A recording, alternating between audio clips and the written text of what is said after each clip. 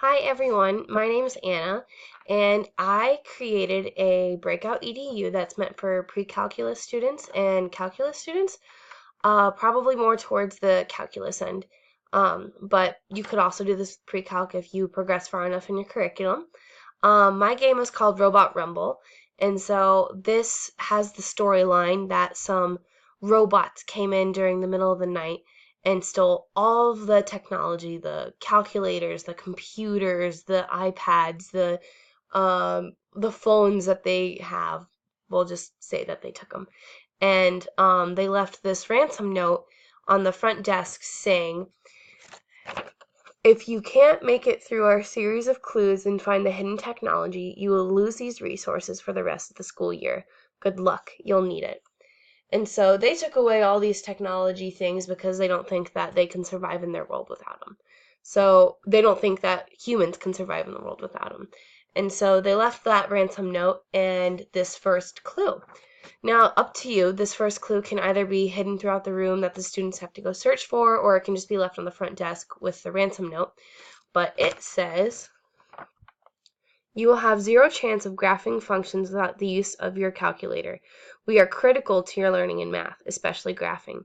You depend on us for everything in math. Enjoy finding the value in this assignment as you struggle to make it through without us. And then they want them to graph this function down below that says y equals 3x to the fifth minus 5x to the third plus 3. And so the key words that they're supposed to pull out of this clue is the words, I underlined them for your convenience, critical and value. And so I also chose to do 0. This one's more optional. It's up to you depending on how far your students are. But critical values in calculus tell you where the humps are in your graph that you have. So for example, in this graph here, we have a critical value at the value -1. We have another one at 0. There's kind of a little hump there. And then we have another critical value at x equals 1. And so what they're supposed to do with this is use the three-digit lock code and plug in the code 101. I know the negative might be a little confusing. I'm hoping that the students can make their way past that. You can always adjust the function to whatever you want, and so that negative value doesn't have to be in there. That's totally up to your discretion.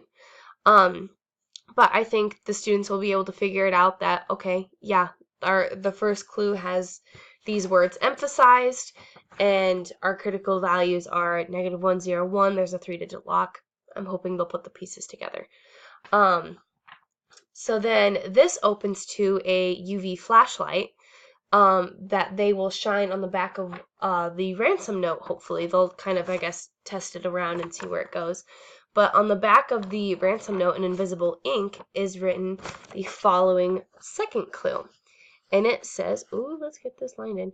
You may have been lucky enough to solve that first clue, but our clues get increasingly harder from here. Your abilities will surely decline, and you can't continue to the next boxes, and you'll be stuck with your first clue. So this is supposed to give them the keywords in this clue is increasingly, decline, and first clue.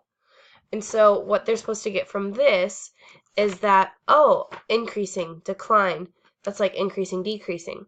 And so they're supposed to look at their function and figure out where our graph is increasing and decreasing, what intervals, when does it change.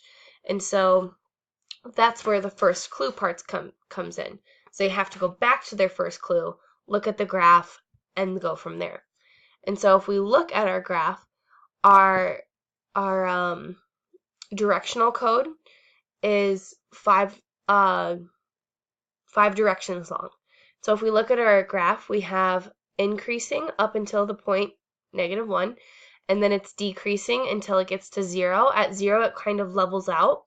And so for that, I indicated a right signal since we're moving left to right.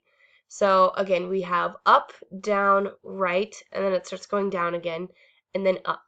So this lock code, up, down, right, down, up, is the code for the directional lock. And so this will unlock to an iPad, and a final clue, it's kind of final, but it's the last one that they give in their own handwriting. And it says, I will make my picture big again, and it says, try to control one of us. Find the missing piece after you solve the following riddle. You may have forgotten about me, but I am the only reason your math class exists.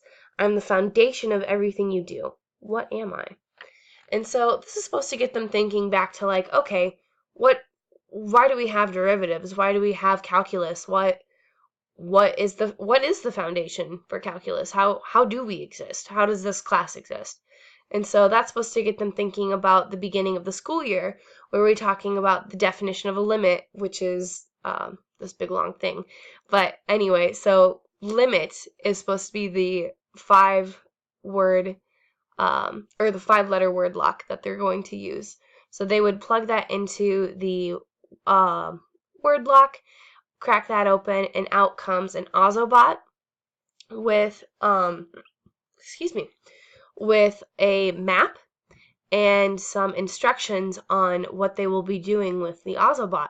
So if you look here, again, my printer's broken, so I'm sorry, that's why I couldn't print off any of my ransom notes. I know everyone wants to read a ransom note, but they are given this Ozobot challenge. Ooh, you can't see my face. Sorry. They are given this Ozobot challenge. And so if you look here, they're basically doing a slot car race, and they have to program the Ozobot to follow this track. There's more instructions below, and we'll go through that really quick. But you can print off a bigger version of this that looks something like this.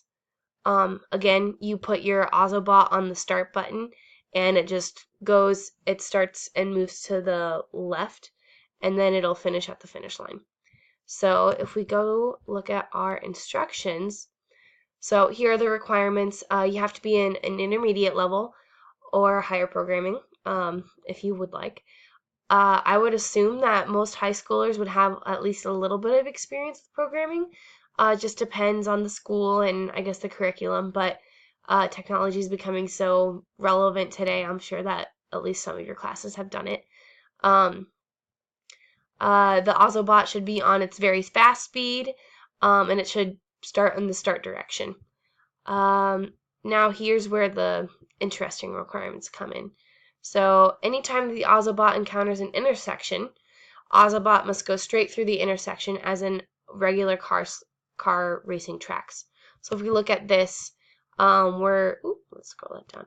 If we're going around the track, we're going. Oh, here's an intersection. They have to go straight.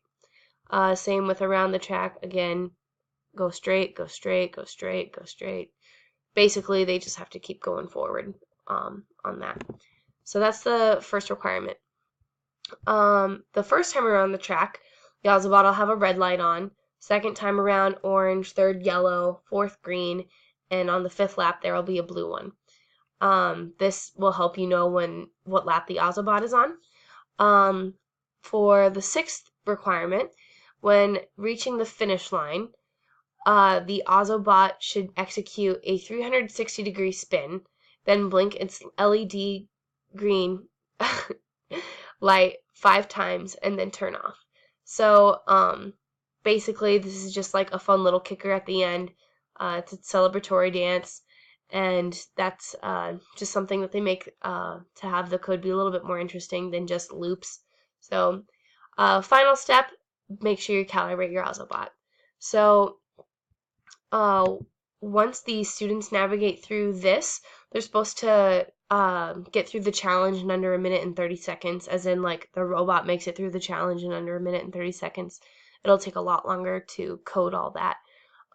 But then the students get the final key to the calculators, and then they crack open the doors to the calculators, and voila, they have their technology back. So that's the end of the breakout. I do have some questions that I wanted the students to answer at the end, and they are here. So if you can't see this, I'll zoom in a little bit. So Question 1, what tools of calculus did you use to solve the graphing problem? Explain why you used those tools and what were they able to tell you about the function you graphed. So basically, what I want the students to do here is talk about why the first derivative test works and what it does tell you. So I want them to connect how the slope of the graph at the very top of a peak, like of a mountain or a valley, is 0. For those of you who are watching this and don't understand, I'm sorry. I guess hopefully this might be relevant if you're a calculus professor or teacher. So again, at the valleys and hills, we have a slope of 0, and I kind of want them to understand why that is, and so I want them to think and reflect deeply on that. Second question, what was the hardest aspect of the coding? How did you persevere through this tough spot?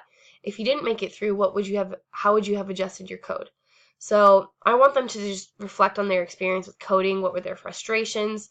Hopefully I can identify a pattern here and adjust my curriculum to supplement the need. We'll see if that works out. I'm hoping they all can make it through. But if they didn't, how could they have improved their code, and how could they have pushed themselves a little bit harder? What could they have done differently? So just a little bit of self-reflection on how they could have improved. What was the answer to the 5-letter lock? In your own words, explain why this concept underlies everything we've done in our calculus class. Try to avoid using too many mathematical terms such as derivative or slope. Describe those terms in words that make sense to you. Pictures are allowed in this explanation as well. So what I want students to understand here is that, or to say here, is